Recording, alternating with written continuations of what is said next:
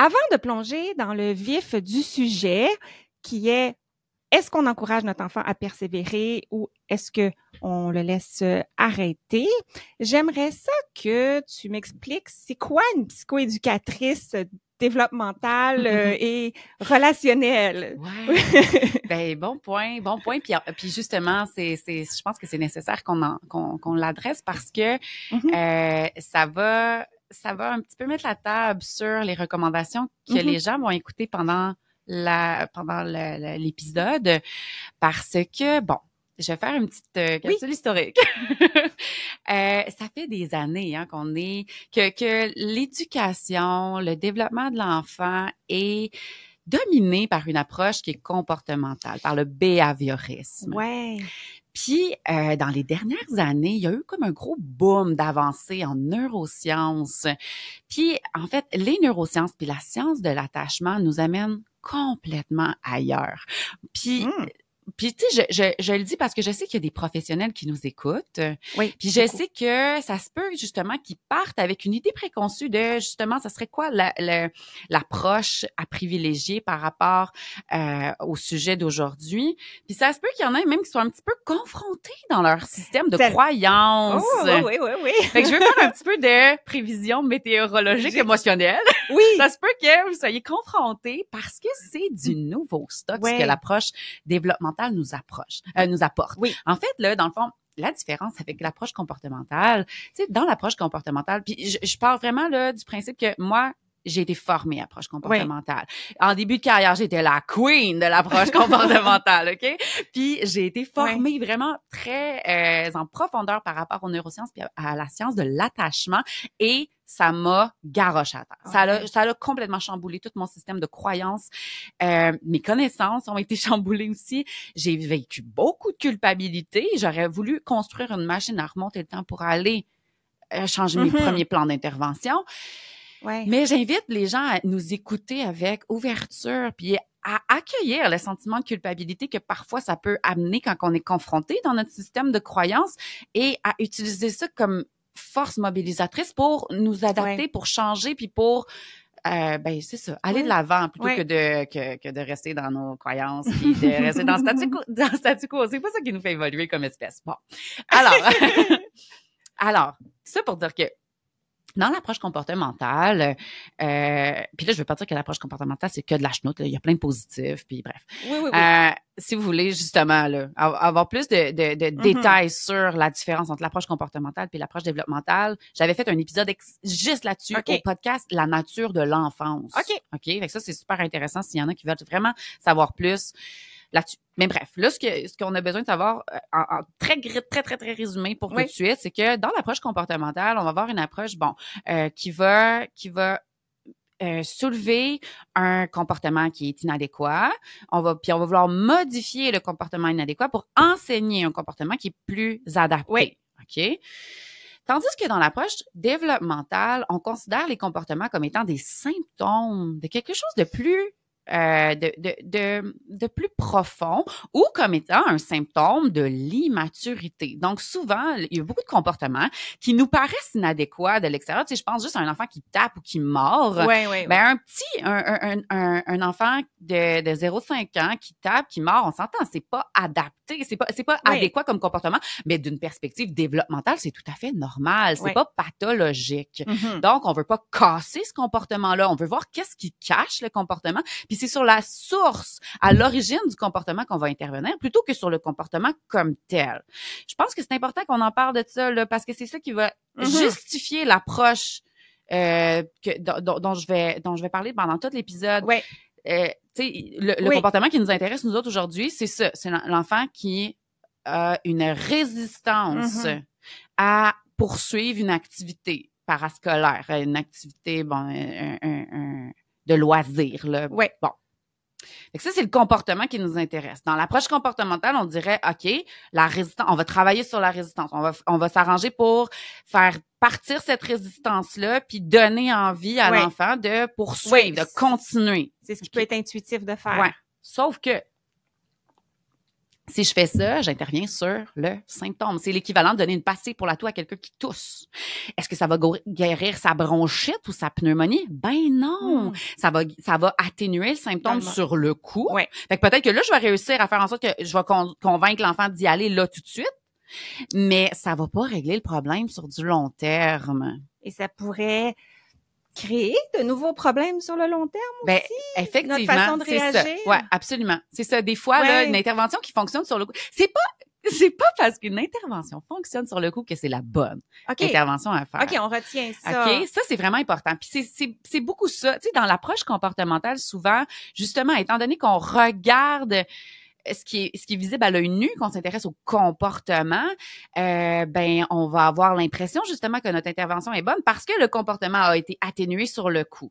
Sauf que dans l'approche développementale, on regarde les choses sur une perspective beaucoup plus long terme. C'est développemental. Donc, on soutient le processus de maturation affective. On voit les choses plus comme dans son ensemble plutôt que de morceler la problématique. Donc, voilà.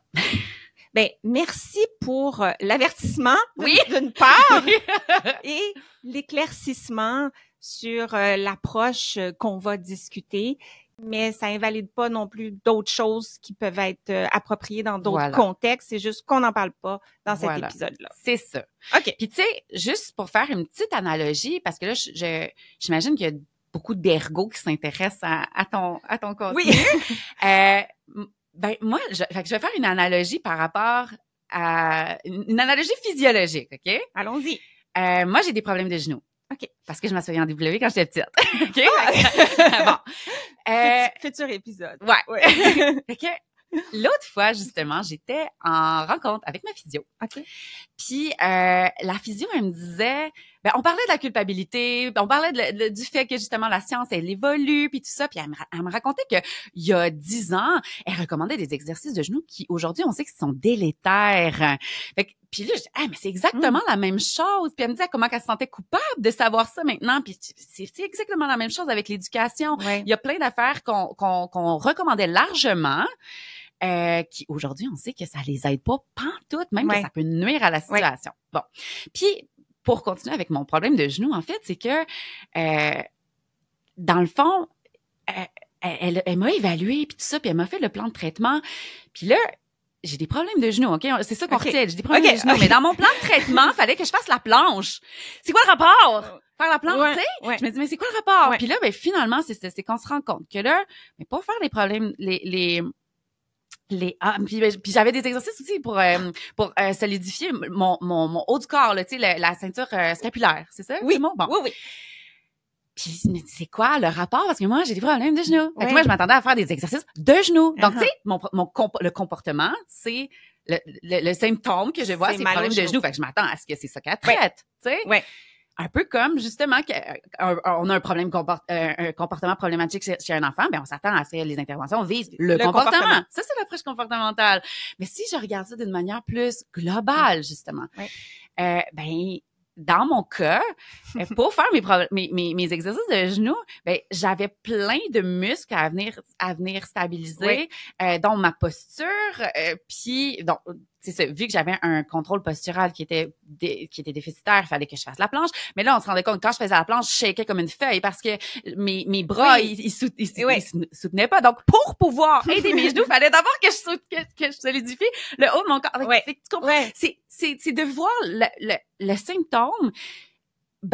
Il est pas tout seul à flotter dans l'univers. Mes genoux sont pas tout seuls à flotter dans l'univers. Le symptôme vient communiquer le besoin derrière sa présence. C'est ça. C'est ça. Il y a plein d'affaires qui découlent de ça, mais qui sont pas nécessairement visibles à l'œil nu. Moi, je le voyais pas à l'œil nu que j'avais j'avais pas assez de force dans les épaules ou tu sais dans les avant whatever. Je le voyais pas à l'œil nu, puis j'avais besoin d'une professionnelle qui m'a aidé à voir plus clair là-dedans. Donc je voulais juste souligner ta capacité d'adaptation à utiliser un exemple moteur. Oui. Pour notre podcast Bouger pour grandir, pour parler de tout ça. Merci. Très apprécié. Fait que c'est pour ça, des fois, ça se peut que, je vais un peu spoiler, là. Okay. Mais des fois, la réponse à un enfant qui veut pas aller à son cours, c'est une réponse relationnelle qu'on va. Ça va être oui. OK. De là, l'approche développementale et relationnelle. Et relationnelle. Ben oui, parce qu'en fait, le sain développement peut se faire uniquement à l'intérieur d'une relation sécurisante. Un enfant, parce que dans le fond, l'humain est programmé pour assurer sa sécurité. OK? Oui. Pour assurer sa survie. Puis quand je dis sécurité, c'est autant sécurité physique qu'affective. Oui. Donc, si papa, maman sont plus préoccupés ces temps-ci, qui ont la tête ailleurs, qui sont moins dans la connexion, mais là, ça se peut que l'enfant tombe dans une insécurité affective, que la connexion semble être compromise. Okay. Ça glitch, là. Là, on a des interruptions de service. Puis là, étant donné que l'enfant est programmé pour assurer sa survie d'abord et avant tout, toutes les ressources à l'intérieur de son petit corps vont être mobilisées pour assurer sa survie, puis il ne restera plus de ressources pour se développer dans les autres sphères de sa vie. C'est souvent pour le cours de soccer. Genre, OK? Fait que, dans le fond, c'est ça. On part du principe que si l'enfant est insécure pour X, Y raison. Puis tu sais, ça, je veux pas que les parents se tapent sa tête. Parce que souvent, quand je dis, il y a probablement de l'alarme, de l'insécurité, puis là, les parents sont, oh mon Dieu, ça veut dire que je sécurise pas mon enfant. Non. Ça prend pas grand-chose pour insécuriser un enfant. Un rhume, c'est suffisant pour insécuriser un enfant. Justement, tu sais, mon neveu, il était chez nous la semaine passée en visite. Ma fille adore mon neveu, puis tu sais, c'est un grand, là, il a 14 ans, il n'est pas de trouble, là, il se gère, mais à chaque fois, ma fille a le besoin de proximité dans le tapis parce qu'il y a quelque chose dans son environnement qui vient de changer, c'est perturbant, c'est insécurisant, et donc, il y a des symptômes d'alarme qui pop. Wow! Ça prend pas grand-chose. Ça prend vraiment pas grand-chose. Mettons, si on parle des petits, là, il y a tellement de roulements dans les garderies de personnel. Ou juste, moi, je me souviens, ma fille, elle a 4 ans, mais on n'a plus notre place en CPE parce qu'on a déménagé. Mais quand elle allait au CPE, son éducatrice, elle avait un poste 4 jours. Donc, nécessairement, il y avait une journée dans la semaine où c'était une remplaçante. Puis c'était toujours plus difficile cette journée-là parce que, encore une fois, sa sécurité affective était ébranlée à ce moment-là. Et donc, il y avait plus de résistance le matin pour se rendre à la garderie, puis il y avait plus de symptômes rendus le soir de surcharge émotionnelle et sensorielle. Là. Fait que c'est ça. Donc, on part du principe que la sécurité affective, c'est la priorité de nos enfants. Même de nous, là, de l'humain. De l'humain. Tout à fait. Donc, mettons qu'on part avec ta première question, Josiane. Parce que là, je vois les points d'interrogation qui apparaissent autour de ta tête. Ah oui, ils sont toutes là, mais je vais juste résumer en une phrase tout ce que tu viens de nous dire qui était hyper pertinent, qui est les stratégies que tu vas nous donner vont pas intervenir directement sur le genou, mais sur ce qui devrait être présent pour que le genou fonctionne bien. Voilà. Et de là, ne pas être trop surpris.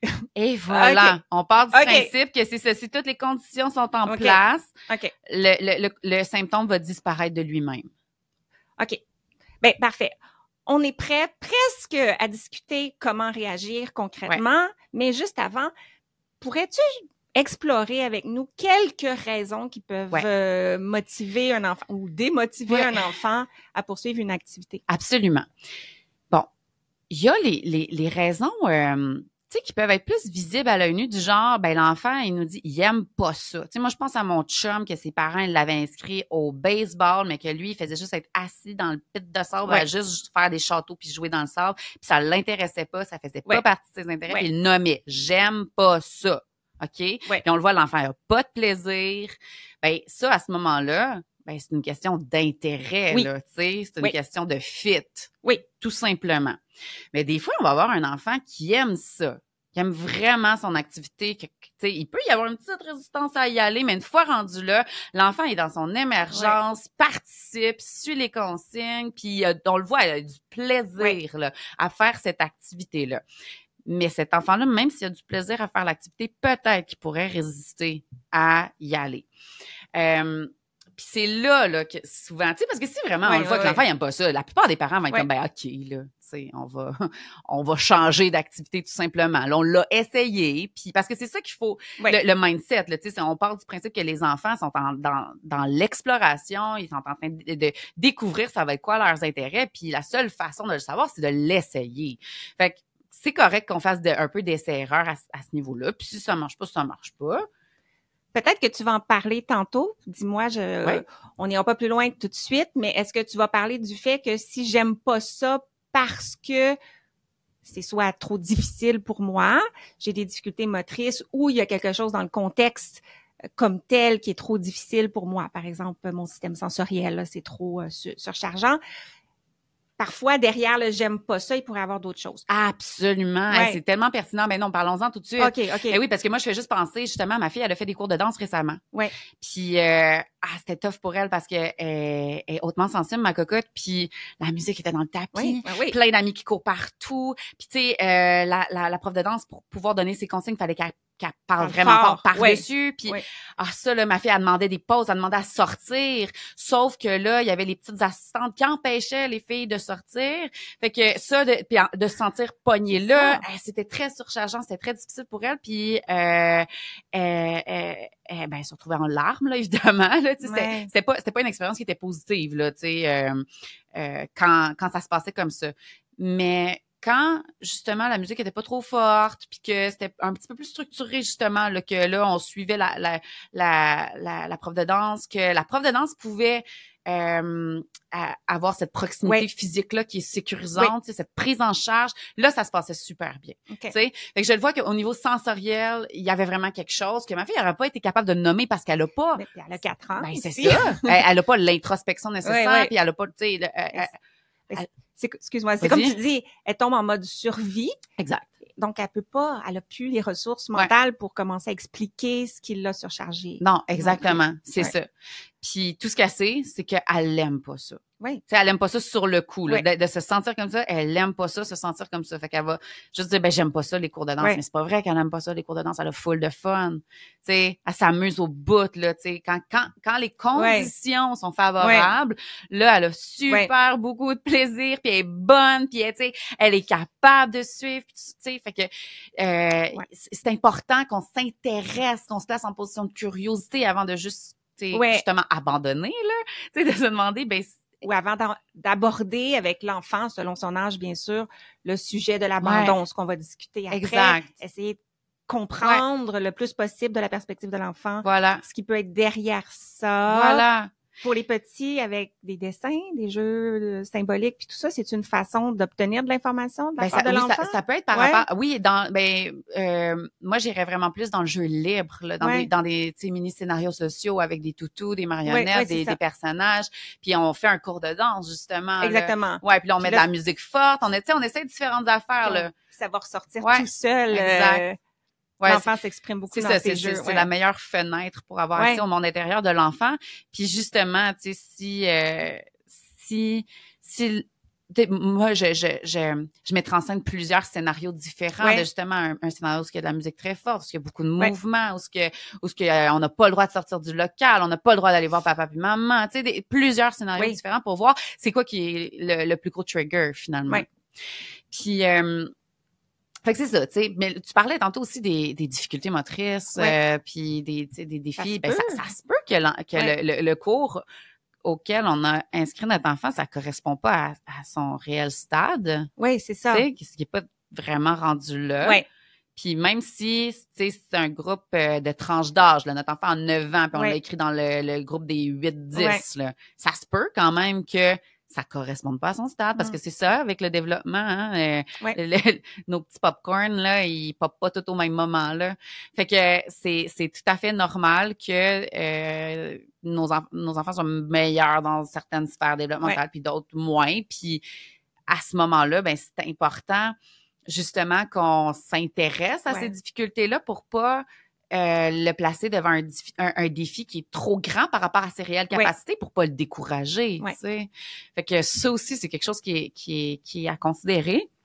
Puis pendant que tu prends une gorgée d'eau, j'en profite. Dans le fond, il y a peut-être que l'enfant n'est pas rendu là au niveau moteur, mais peut-être qu'il était rendu là, mais il a besoin de plus de temps, cet enfant-là, pour faire ses apprentissages moteurs et les répéter pour être à l'aise, et que ça va trop vite. Ah, ça se peut, ça. Mais oui. Et que là, l'enfant, il se perd dans tout Exactement. ça. Et se décourage. Et là, son estime de lui, c'est important. Là. Personne aime faire quelque chose dans quoi on se sent pas à l'aise. Exactement, c'est ça. Puis c'est pour ça que je trouve que c'est super important de garder en tête que la motivation, en fait, il y a comme une croyance, on pense que pour avoir du succès, ça prend de la motivation. Tu sais, sois motivé, là, puis tu vas devenir successful, là, tu vas réussir dans la vie. Mais c'est pas ça. Non!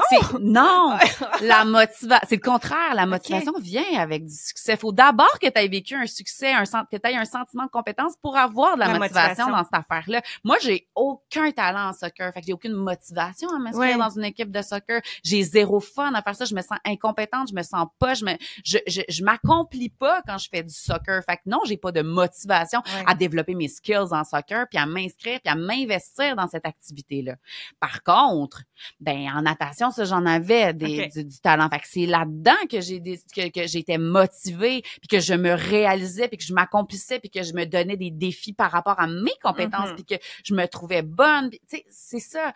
Fait que, puis un moment donné, j'avais voulu faire du soccer, je me souviens, parce que mes amis faisaient du soccer, parce que Melcy faisait du soccer dans Spice Girls. Dans Spice Girls, Melcy, c'était une fan de soccer, fait que j'ai voulu faire du soccer parce que c'était ma pref. Puis là, mais non, ça a pas marché. Tu sais, j'avais une motivation externe. Pour ressembler à mon idole. Ça venait pas de l'intérieur de moi. Fait que c'est sûr que c'était voué à l'échec. Ou tu sais, quand tu veux faire ça pour faire plaisir à tes parents, quand tu veux faire ça, tu sais, pour être cool, peu importe. Si c'est une motivation extrinsèque, ça risque d'être pas mal moins efficace que si ça part vraiment de l'intérieur de l'enfant, puis que ça vient de lui, puis que ça lui fait du bien pour de vrai, là.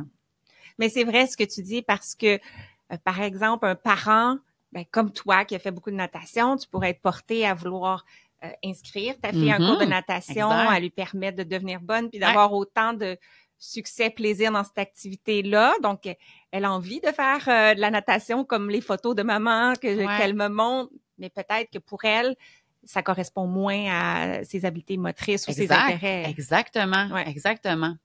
Puis, tu sais, il y a toujours comme l'espèce de conflit là interne du parent de se dire OK, mais là c'est parce que moi je veux que mon enfant devienne persévérant, je veux qu'il apprenne que quand il s'engage dans une activité, c'est lui qui m'a demandé de s'inscrire au soccer là. J'ai payé pour le mot du soccer, j'ai acheté son équipement là.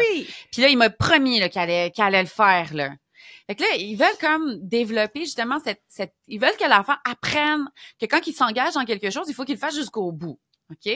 Sauf que là, c'est un dilemme. C'est un dilemme de valeur, OK? Ce dont on va parler. Parce qu'il y a cette valeur-là qu'on veut inculquer à nos enfants de persévérance, d'engagement, tu sais, de loyauté. C'est des belles valeurs, ça. Mais il y a aussi la valeur de se respecter, d'être à l'écoute de ses besoins, puis de faire tu sais, tu veux-tu que ton enfant apprenne justement à ne pas être à l'écoute de ses besoins, de ses intérêts, de ses envies pour correspondre à l'idéal de quelqu'un d'autre, pour faire plaisir aux autres. Et moi, je pense juste au consentement, là.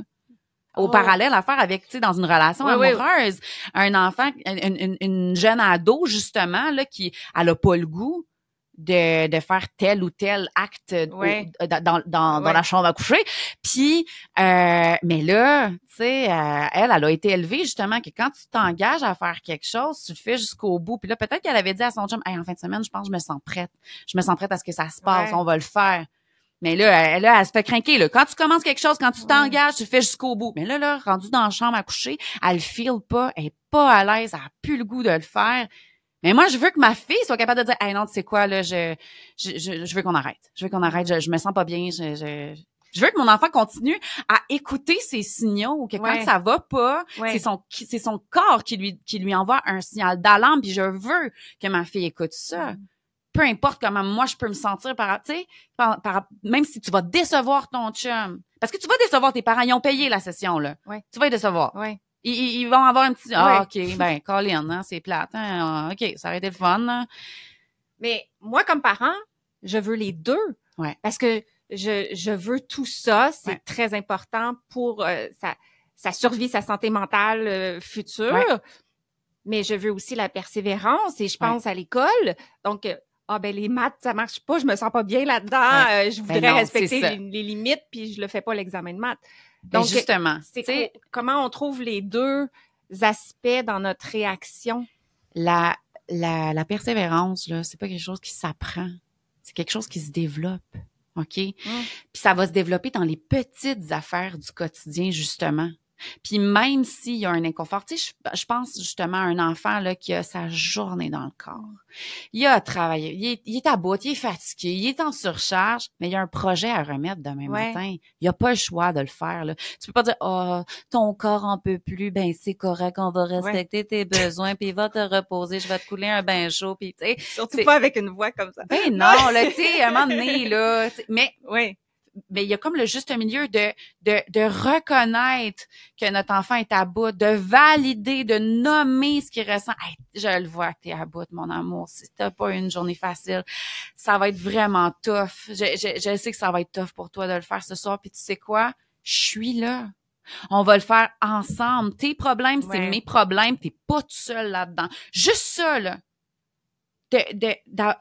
Cette dimension relationnelle-là, de donner un safe space à l'enfant pour avoir le droit d'être à bout, de vivre ce moment-là. Puis on peut dire justement, OK, là, on va prendre un 5 minutes, là.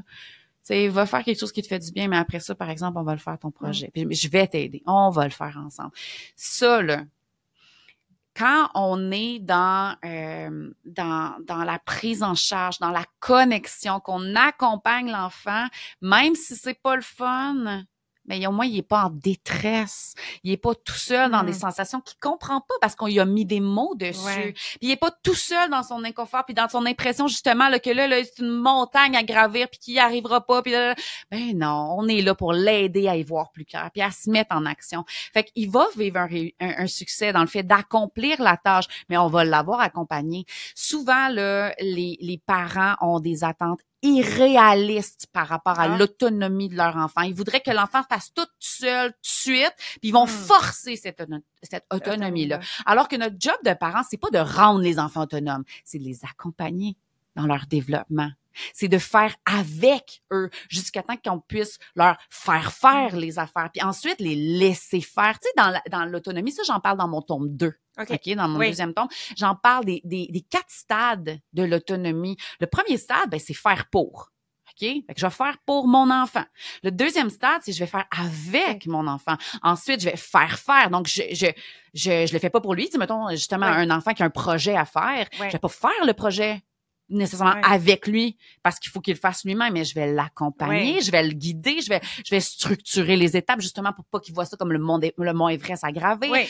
Puis la dernière étape, c'est laisser faire. Donc, tu sais, quand justement nos enfants sont rendus cégep, secondaire, puis plus université, là, c'est ça, on va les laisser faire leurs affaires, mais il faut garder en tête, nos enfants, ils n'ont pas atteint la pleine maturité avant le début de l'âge adulte. Fait que même nos enfants du cégep, des fois, on va faire avec.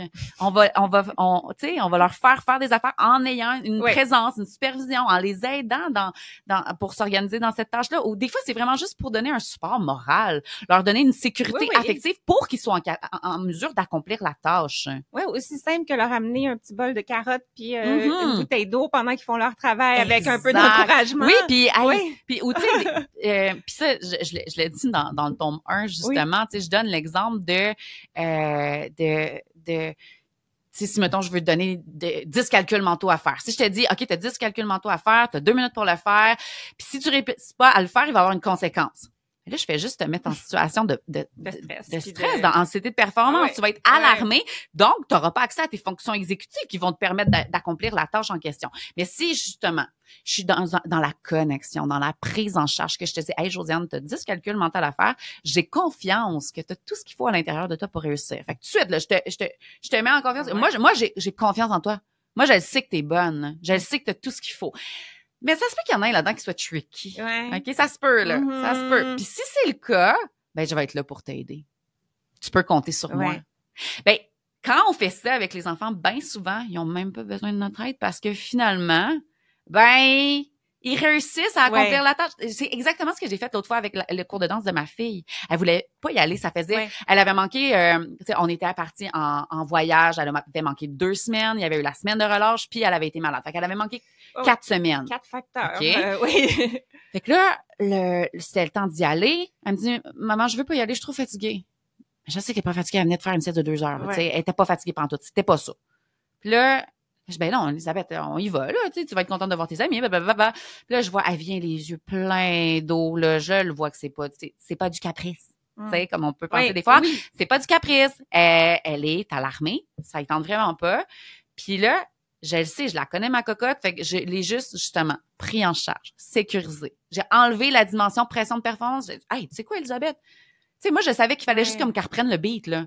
Qu'elle retourne, qu'elle réapprivoise cet environnement-là, ces personnes-là. Je dis, ben, on va y aller. T'es pas obligé de danser, hein. Il y a personne qui t'oblige de danser. Si tu veux rester avec moi puis juste regarder les amis qui dansent, c'est correct, on fera ça.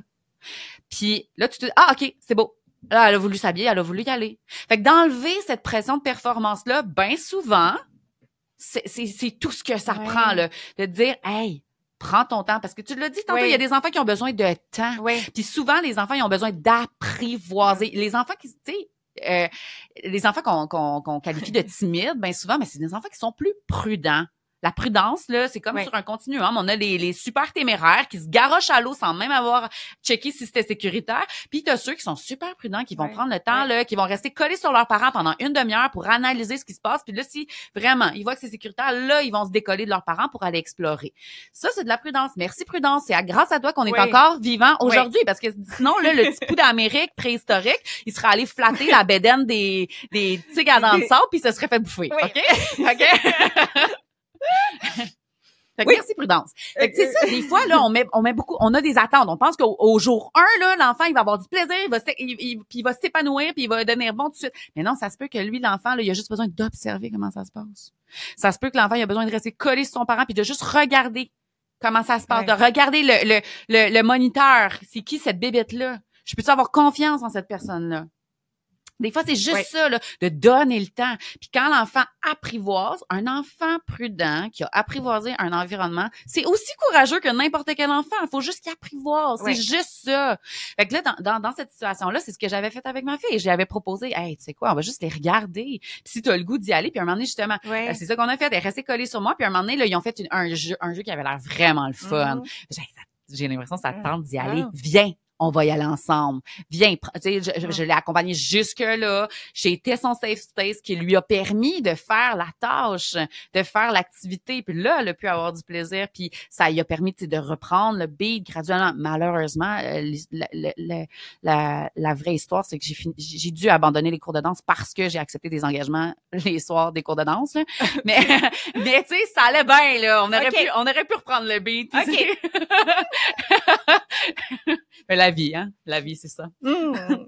Fait que si je reprends un peu ce que tu as dit, ce que moi je voulais tantôt, là, j'ai dit moi je veux les deux. Je veux la persévérance et je veux le respect de soi. Donc, tout ce qui est persévérance, résilience, ça se développe petit à petit dans les activités du quotidien. C'est pas le moment où il veut abandonner une activité où c'est le temps de dire là, j'ai une occasion pour t'enseigner la persévérance. C'est ça, exactement. C'est ça. C'est pas dans des grands enseignements moraux comme ça de là t'as pris un engagement. Non. Là il va apprendre qu'on laisse pas tomber. On n'apprend pas la persévérance, on développe la persévérance en étant accompagné, en le vivant avec quelqu'un, en étant dans un safe space, en vivant des succès, des réussites, à accomplir des activités dans lesquelles on a été capable de les accomplir parce que c'était des plus petites étapes. Oui, puis parce que notre cerveau était en mesure de nous permettre de faire l'activité. Parce que c'est ça, hein. Tu sais, quand je disais, il faut voir ça dans un état global. Tu sais, v'là quelques années, là, quand j'étais encore approche comportementale, tu m'aurais invité ici, j'aurais dit non, hey, faire de l'évitement, c'est pas bon, là, parce que là, si l'enfant fait de l'évitement, il apprend, là, justement, à éviter les situations stressantes, puis là, ben, quand il va avoir des affaires qui lui fait peur, quand il vit de l'anxiété, il va faire de l'évitement, puis ça va juste comme faire en sorte qu'il va maintenir son état de peur par rapport à cette affaire-là.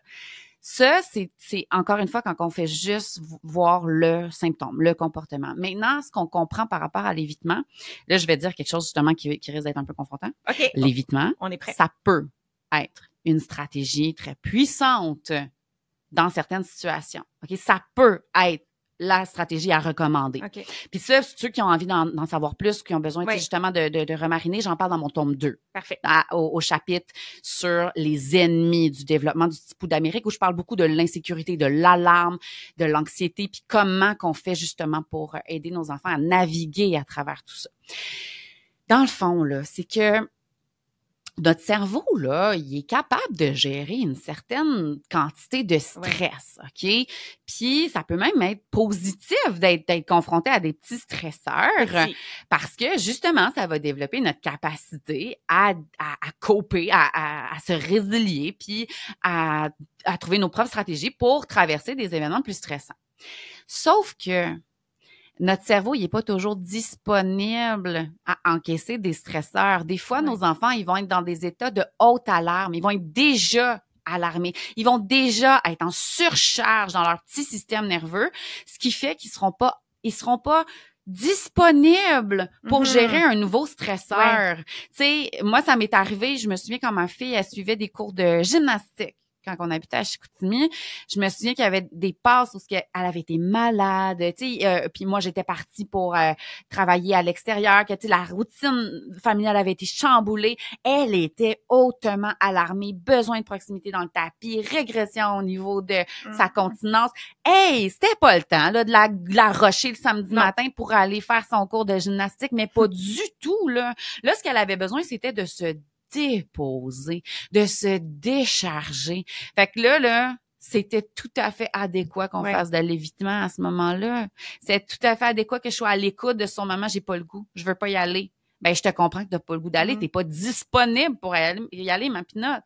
C'est tout à fait adéquat. Là, ce que t'as besoin, c'est pas de te séparer encore plus de papa-maman, c'est pas d'aller te surcharger encore plus dans une activité structurée. Là, ce que t'as besoin, c'est du jeu libre, du jeu véritable, du jeu dans lequel il y a pas de critères de performance, qu'il y a pas d'objectif, qu'il y a pas de consignes, que tu fais juste jouer pour faire du bien. Puis c'est ça qui va permettre sa mouvance des émotions puis la décharge de son système nerveux. C'est ça qu'elle a besoin à ce moment-là. Fait que, tu sais, quand on dit il y a pas une réponse one size fits all. C'est dans le fond, quand un enfant veut pas aller faire son activité, on doit se demander dans quel état est son petit cerveau en ce moment. Est-ce qu'il est disponible à encaisser ce stresseur-là?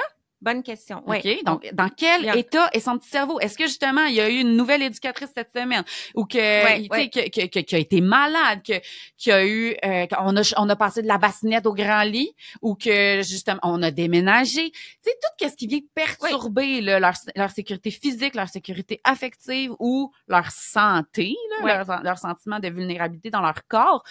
S'il y a des facteurs qui sont venus ébranler ça, mais ça se peut que l'enfant soit alarmé, donc ne soit pas en mesure d'encaisser un stresseur supplémentaire, qu'il ait besoin de rester dans sa petite tanière, comme un petit mammifère blessé, là, qui reste dans sa tanière pour se protéger le temps de guérir. Mais ça se peut que ce soit ça, là, qu'il ait besoin de rester dans son safe space au sein de notre relation, de connecter puis d'accéder au jeu véritable. Ça se peut que ce soit ça son besoin. Fait que, dans quel état est son petit cerveau? Si on déduit d'après notre observation, que son cerveau est dans un état optimal. Y a-t-il une deuxième question? Ben oui, c'est ça, exactement.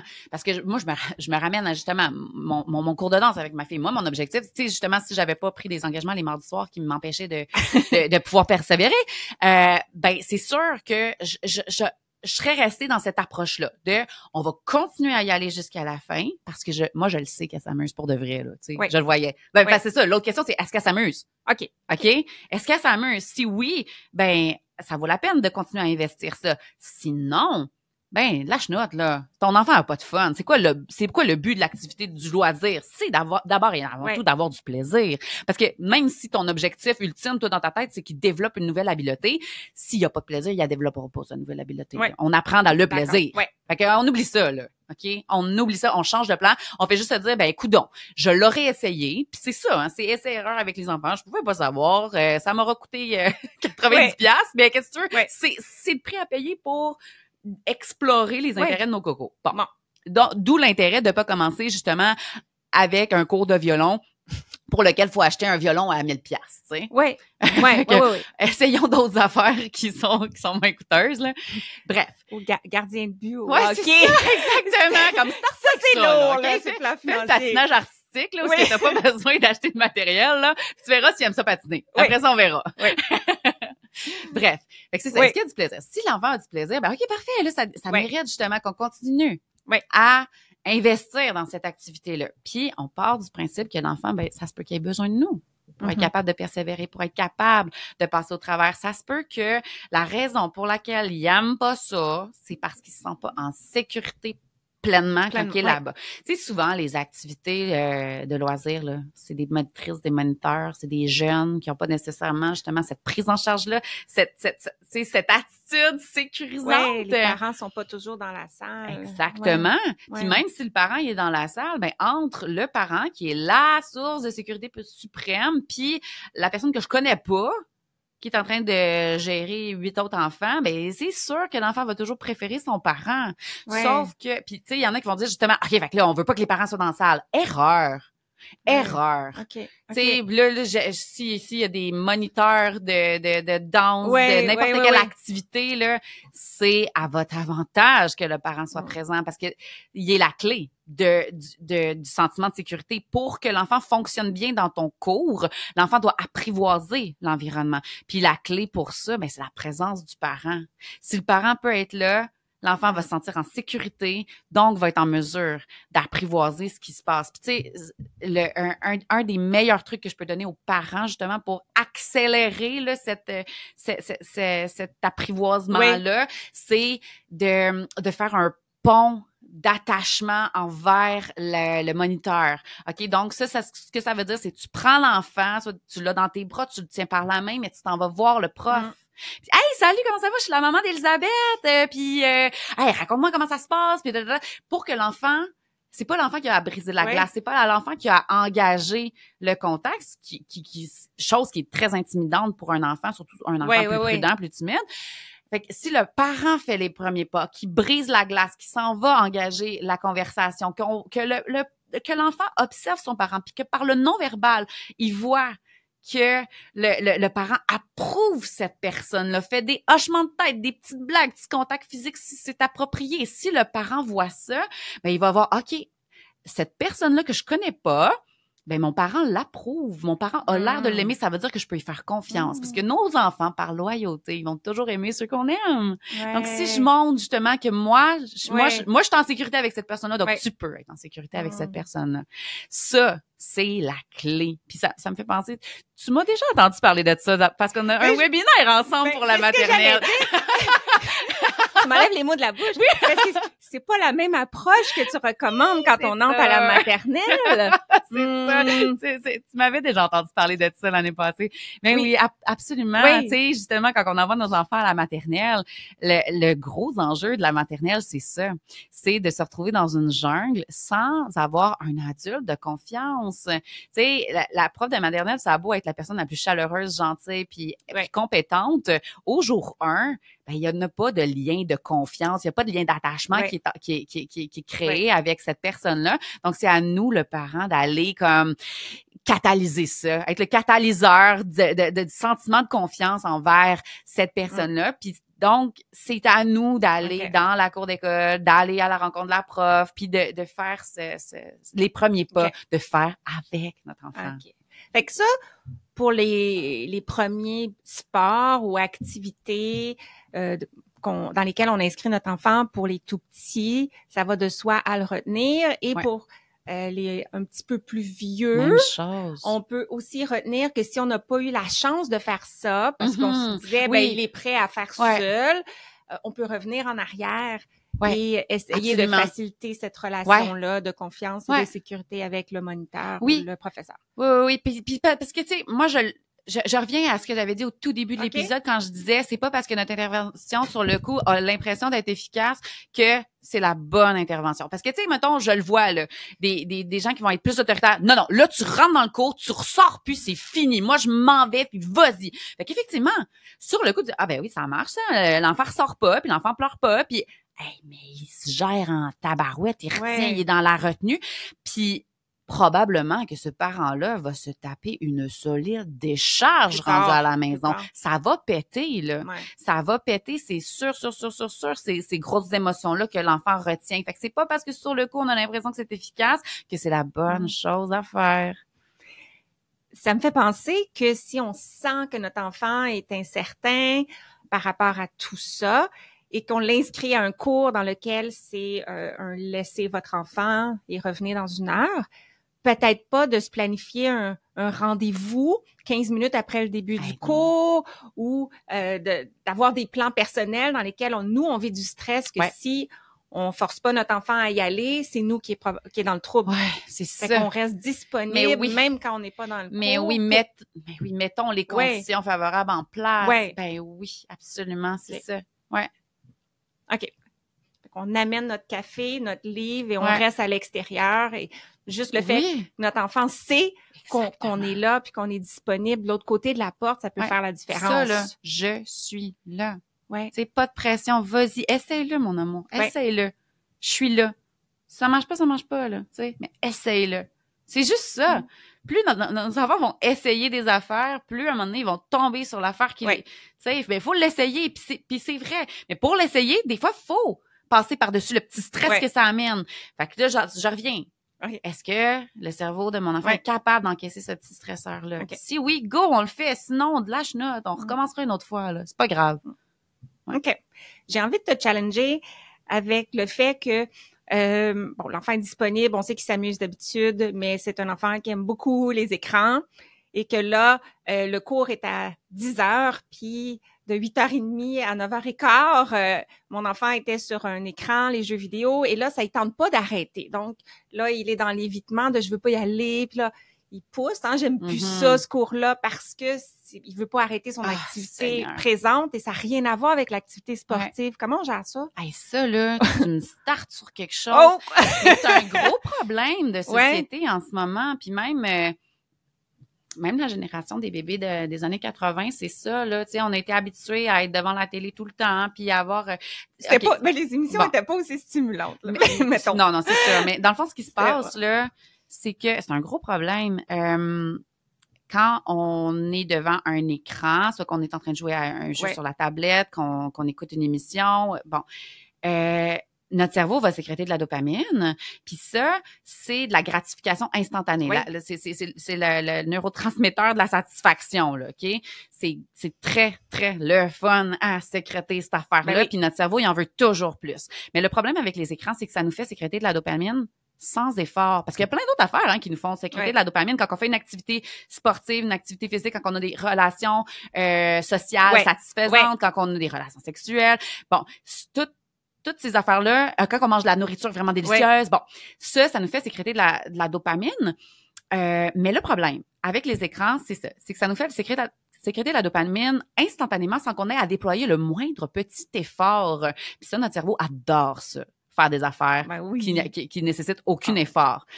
Puis, ce qui fait en sorte que quand on met un terme à l'activité, à l'écran, au temps d'écran, là, le cerveau de l'enfant est comme non, continue à me donner de la dopamine, go.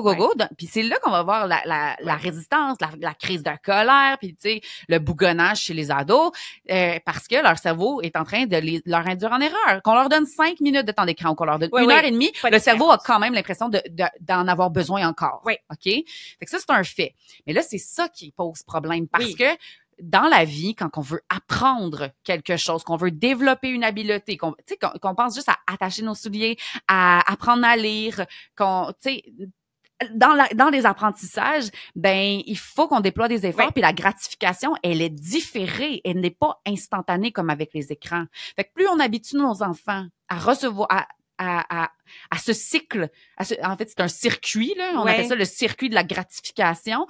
Plus ce circuit de la gratification-là est instantané, plus, c'est que ça modifie carrément l'architecture du cerveau de l'enfant, ce qui fait en sorte qu'il devient dépendant de ça. Puis quand il faut déployer des efforts, il va abandonner trop vite. Il y aura pas sa dopamine assez rapidement, puis ça va avoir un impact sur sa persévérance. Donc, est-ce que le principe à retenir, c'est le moins possible d'écran dans la vie de l'enfant, mais si c'est déjà en place et c'est déjà une activité qui qu'il fait fréquemment, on essaie de pas la placer le matin du cours. Ouais.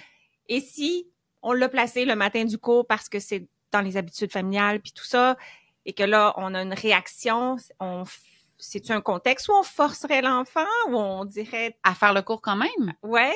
Ben, oui, tu sais, si toutes les conditions sont tu sais, qui est favorable, qu'on sait que il aime ça, son cerveau est disponible, il est pas dans une période de haute alarme, parce que de toute façon, tu sais, de ditcher le cours pour rester à la maison, consommer des écrans, c'est pas d'aider l'enfant non plus.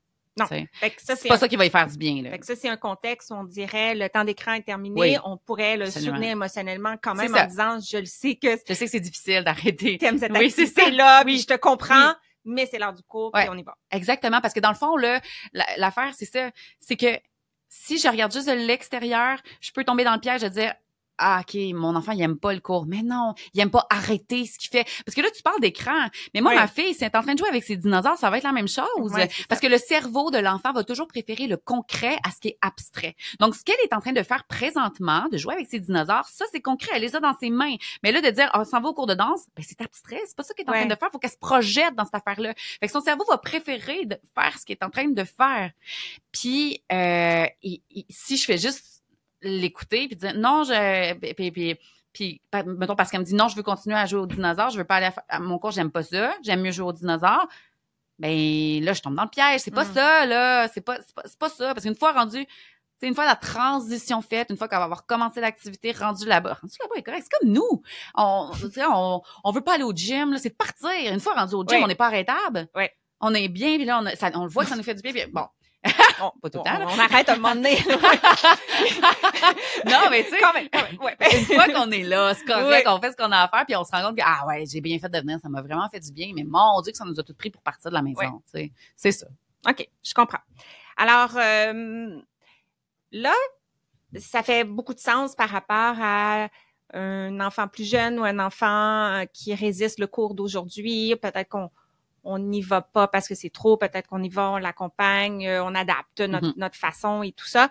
Pour un enfant peut-être un petit peu plus vieux là, qui nous dit je veux plus y aller jamais à ce cours-là, est-ce que c'est la même chose, Josiane. On accepte? Ah, c'est la même chose. C'est la même chose. Okay. Pour vrai qu'on parle d'un tout ce que je disais là par rapport à la disponibilité du cerveau, aux intérêts, c'est la même chose. Même accompagner l'enfant, de le prendre en charge, de se placer en position. Avec un plus vieux, on va plus se placer en position de curiosité, chose qu'on ferait. Ben, c'est sûr, on va se placer en position de curiosité avec un plus petit, mais on a moins accès à son monde intérieur, faute d'introspection de sa part. Avec un plus vieux, c'est sûr que là justement, on va vouloir engager une discussion pour voir ça part d'où tout ça.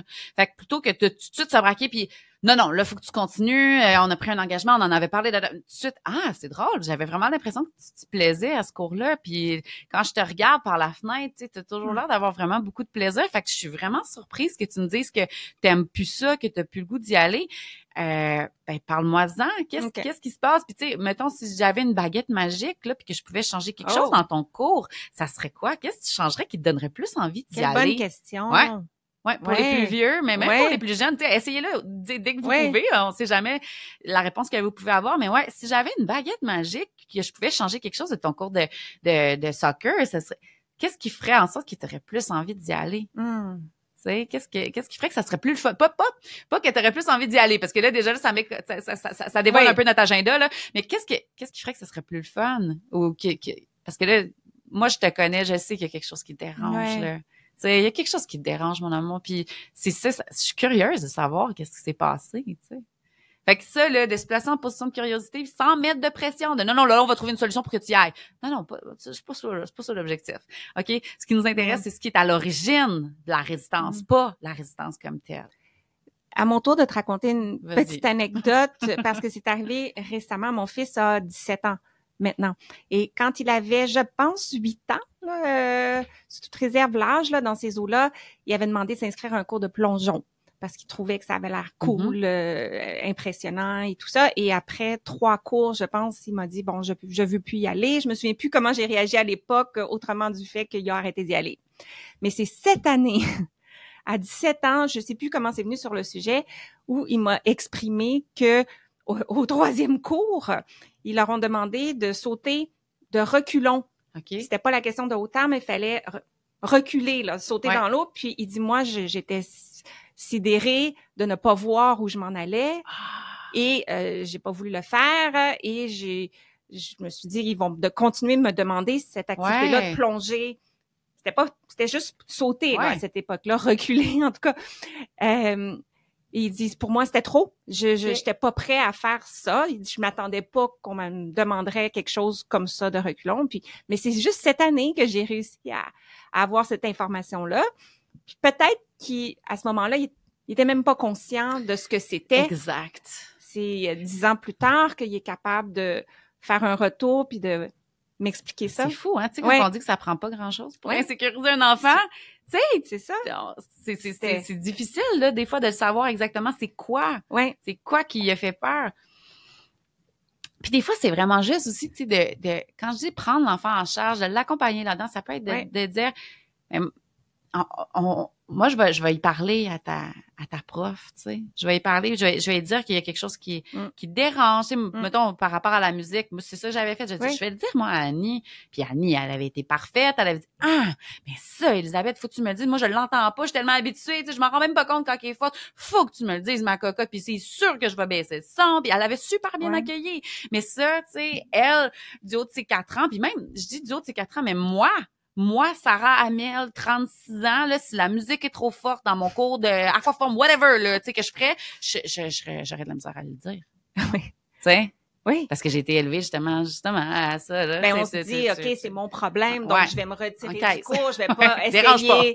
C'est ça, je vais pas essayer de changer. Puis peut-être que l'instructeur se rend pas compte qu'il y a autant d'échos, qu'il y a autant que ça peut être difficile pour certains enfants. Fait que peu importe l'âge de notre enfant, de dire, tes problèmes, c'est mes problèmes, t'es pas seul là-dedans. On va trouver une solution ensemble. Puis je vais prendre les mesures nécessaires pour que ça se passe bien. Tu sais, si t'aimes ça, on va trouver une solution pour que ça marche. OK. Puis si on pense à la prochaine fois, disons qu'on a accepté, la perspective de l'enfant fait du sens pour nous et c'est trop.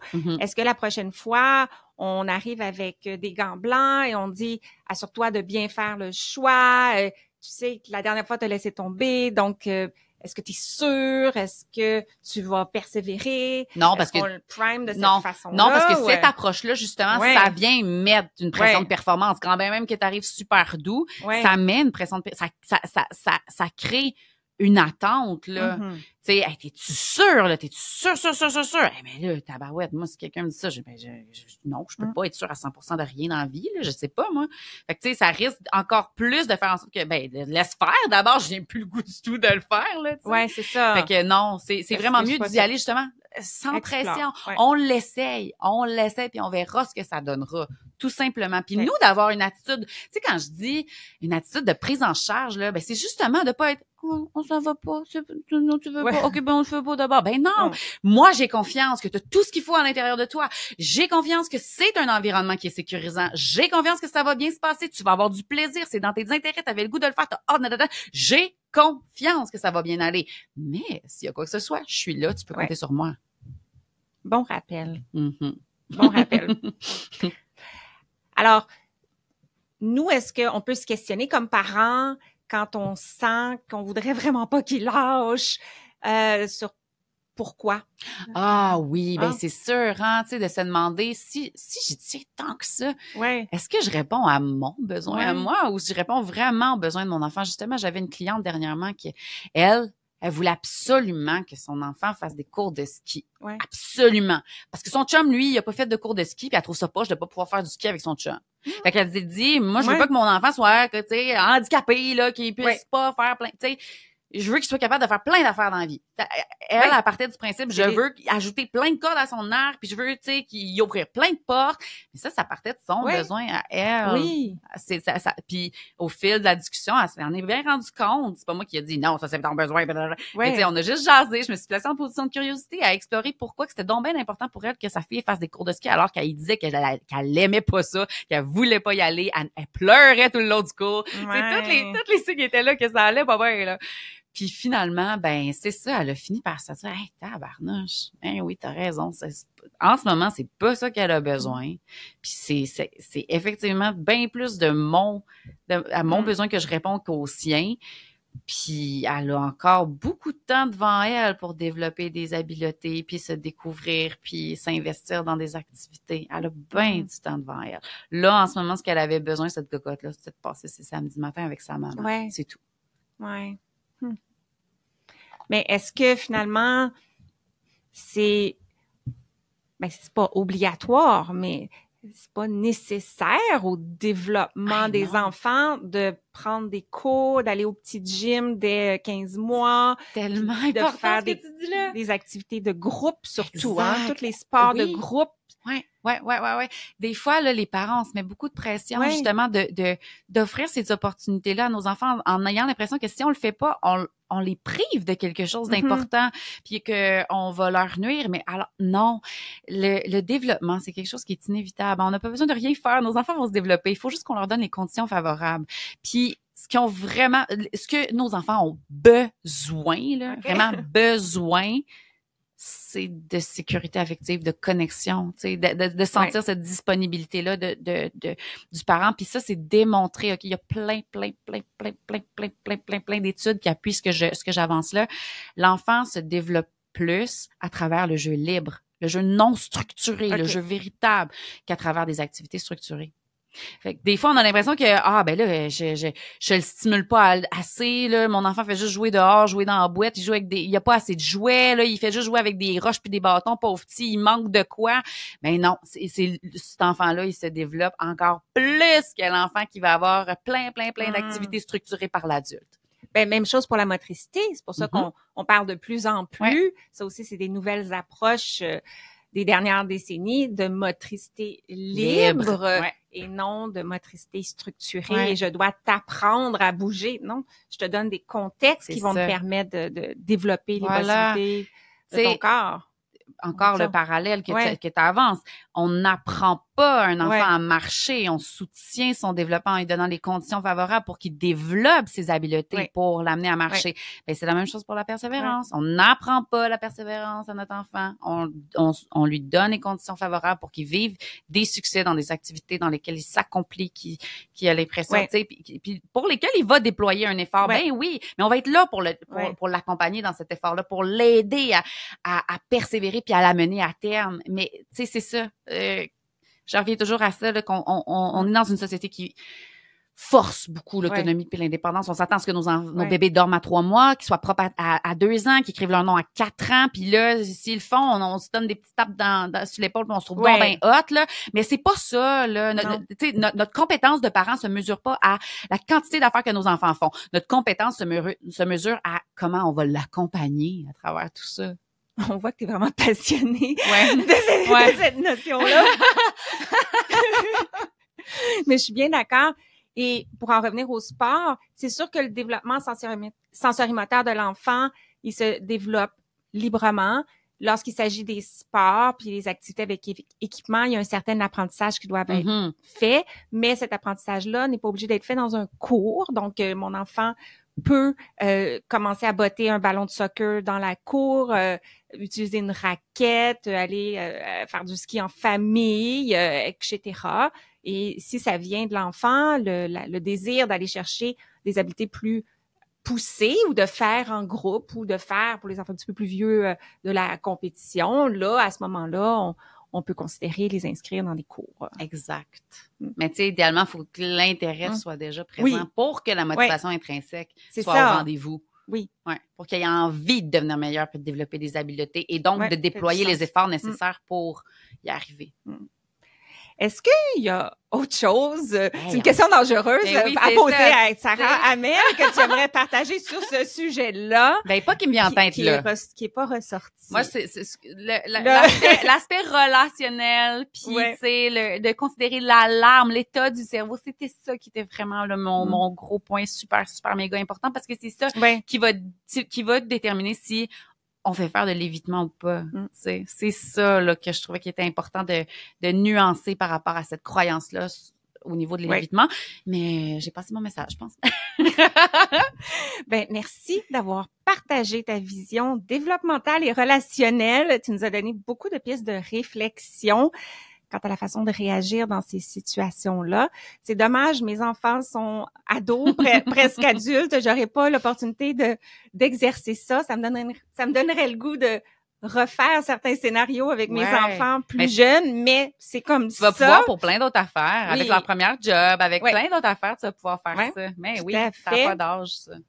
Donc, si tu nous écoutais puis que tu es tombé sous le charme de Sarah et de son approche et que tu aimerais la suivre de plus près sur ses réseaux sociaux notamment, je vais vous placer dans les notes sous l'épisode tous les liens pour la retrouver. Et si tu as le goût de la réentendre très bientôt sur le sujet de l'entrée en maternelle avec moi-même et Cosette Gerget, nutritionniste, ainsi que Marie-Ève Pajot, orthophoniste, on a le webinaire des 4 pros vers la maternelle.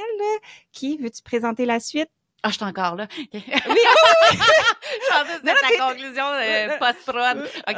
Ben oui, c'est ça. Nous autres, les 4 pros, on s'est unis pour promouvoir les meilleures stratégies pour favoriser l'adaptation d'un enfant à l'approche de cette grande date-là qui arrive, là, cette grande étape qui est l'entrée à la maternelle. Donc, les émotions, le langage, la motricité, les amis, la boîte à lunch, et c'est ça, les outils, sac à dos, tout ce qui vient avec l'entrée à la maternelle pour septembre. C'est l'offre la plus complète qui soit, je pense. Par rapport à ça, là, il y a beaucoup il y en a beaucoup d'affaires pour la maternelle, mais celle-là, c'est clairement l'offre la plus complète qui soit parce qu'on regarde ça sous tous les angles possibles. Oui. Ouais. Ben, tout à fait. Ben, merci encore. Bye! Bye!